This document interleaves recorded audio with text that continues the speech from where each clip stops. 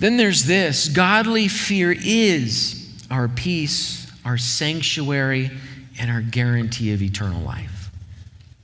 This is good stuff.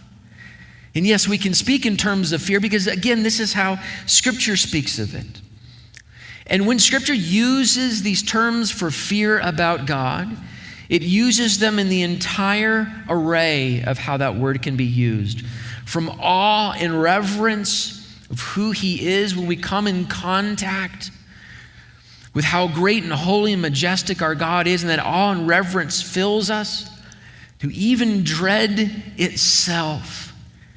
When a lot of these Old Testament prophets came face to face with God, they hit the deck. They fall down, Daniel says, as if I were dead.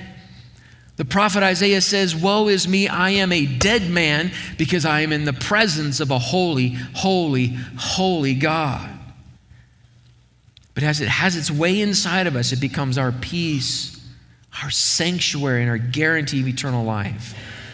Listen, friends, when we are in awe of God, He becomes glorious and holy in our lives. He grows in our sight and in our understanding. He becomes greater than everything else. And even when we experience the dread of God, here's what's happening. We are becoming aware of our sin. We're becoming aware of God's right to judge that sin.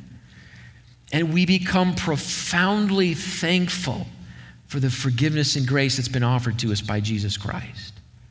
See, this is how the fear of dread, if it's placed in the right place with God, actually becomes peace and sanctuary in eternal life.